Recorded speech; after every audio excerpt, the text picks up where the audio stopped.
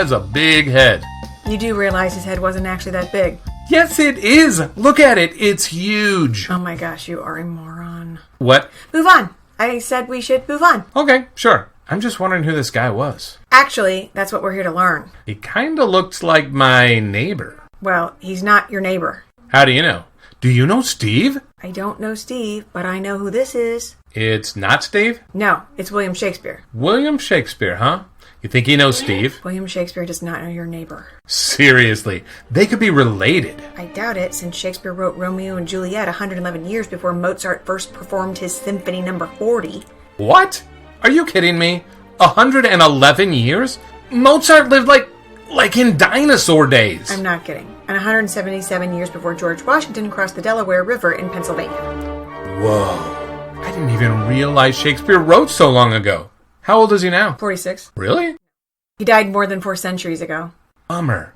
I didn't even see that on the news. No, you did see it on the news when he died in 1616. Probably because I don't watch the news. Yeah, I'm sure that's why. So, what's his deal?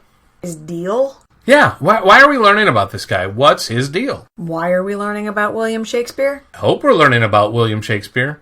I already know all about Steve. Well, unlike Steve, William Shakespeare was the greatest writer of the English language. Seriously? Seriously. Okay, I'm not gonna lie. That's pretty impressive. It is, right? Does he have any movies coming out? Actually, he does. So, wait, a dead man has a movie coming out? Over the past 20 years, he's had dozens and dozens of movies based on his plays come out all over the world. Really? Like what? How about these? This is a lot of... And these. These too? And these. Okay, I get it. Shakespeare may have been dead for a long time. More than 400 years. More than 400 years, but he's certainly not forgotten. He's a pretty popular guy. Well... What do you mean, what? If he's so popular, how come I don't know anything about him? You don't? No, I don't. You sure about that? Wait, is this a trick? Are you talking about Shakespeare or Steve? Because I know Steve. He has 3 cats, a bald spot, likes donuts. Enough about Steve. And no, this is not a trick. I'm talking about Shakespeare. Okay, then no. I don't know him, or his plays, or anything about him. Then why do you quote him all the time? What? I don't quote him. How'd you sleep last night? Last night? Oh, gosh, terribly. I didn't sleep a wink. See, right there. Where? What? Who? What you said. It's Shakespeare. What'd I say? You said you had not slept 1 wink. Because I didn't. That's not a saying. Yes, it is. People say it all the time. Exactly. They quote Shakespeare all the time. Shakespeare wrote that? He did. So all of a sudden I'm speaking Shakespeare. That's Shakespeare too. What is? All of a sudden? But I didn't even know it was Shakespeare. Most people don't. I should have known. It was a foregone conclusion that you'd be right. Shakespeare again. What? As luck would have it, just about everything I say is Shakespeare. What? You don't want to know. It was Shakespeare, wasn't it? Maybe I should go. Maybe you should go. And good riddance! That's also Shakespeare. That's it. I'm not talking anymore. Not another word. Mum's the word. Shakespeare. Ah!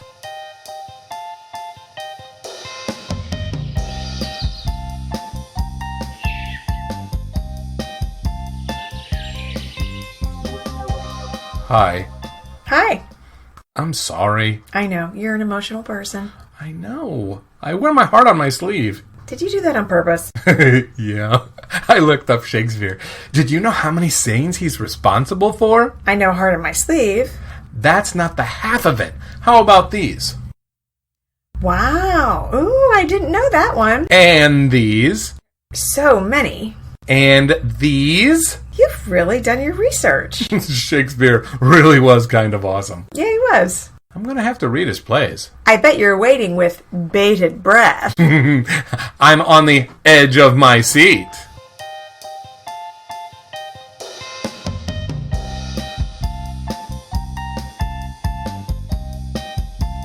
The thing is, how did he do it? Write great sayings? No, more than that. Much more. Why do we like him today, but they liked him back then? I don't even like old movies. See, exactly. If the movie's in black and white, I'm out. Really? I like black and white movies. Yeah, but you're weird. So are you. Good point. What I'm saying is, I don't know of any other writers who have done that. Why is Shakespeare different? I think I might know some of the reasons why. You do. I might. See, when I was studying Shakespeare, I learned about his audience. I know his plays were performed for Queen Elizabeth. They were, but he performed for a lot more than that. Dignitaries and lords and ladies, too. More than that. Like people who work at McDonald's. They had McDonald's back then? No, only Burger King. Oh, like Burger King. Kings and queens. That makes sense. I had no idea. I agree. You have no idea. But what's your point? Shakespeare's audiences were everyone. That's right. When the queen was seated in the gallows, the common people were right there watching from the pit. So he had to write for everyone. Like Steve. Steve and I do not see eye to eye when it comes to movies. Yes, even Steve. Are you sure? Steve is very picky. Probably Shakespeare's play included pretty much everything. Like what? Well, if the play was a tragedy, it would still have romance and comedy. Cool. And that's true of all of his plays. There was something for everyone. So they related to all people. And entertained all people. Even Steve. But wait, how can a story written in olden days still be interesting today? You mean to both you and Steve? And even me, who likes black and white movies? I don't know. They didn't even have electricity. Or cars, or running water, or phones. Yeah. I remember the character Hamlet says, the purpose of playing is to hold a mirror up to our nature. Like our human nature. What makes us human. Right. I guess people back then felt all the things we do today. Of course. They probably felt love, jealousy, hate, betrayal, and loss just as we do. Like when Steve pushes his leaves onto our lawn, it really ticks me off. I'm not sure if that's exactly what he's trying. Oh, but my mom makes me rake those up too. I'm not sure if that's a perfect example, but I bet that would make anyone mad. You think Shakespeare's neighbor did that? If he did, and that feeling was expressed through the play, it would help us empathize and understand how you feel. And understand why we do what we do. Like when I take Fluffy for a walk. I love your dog. I know, she's so cute. But when I take her for a walk, I let her poop in Steve's flowers. You don't. Yes, I do. Next time he smells that rose, it will not smell as sweet. That's almost a Shakespeare quote. I know. Shakespeare really does relate to us today. Yeah, he really does. Maybe not quite with your Fluffy story, but ooh, his plays are really funny. Have you ever read any of A Midsummer Night's Dream? Funny? I was going to say intense. Have you checked out Hamlet? I'm more in the mood for a romance. Romeo and Juliet? Yeah, so romantic. Are you kidding? It's a lot more than that. There's sword fighting, and the end... Well, I won't give it away.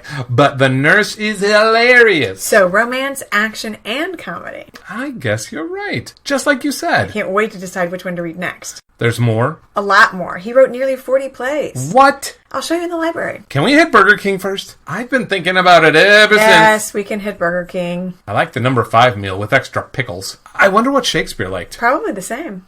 You really think so? I don't know. Maybe you should ask them when we get there. Ooh, that's a great idea.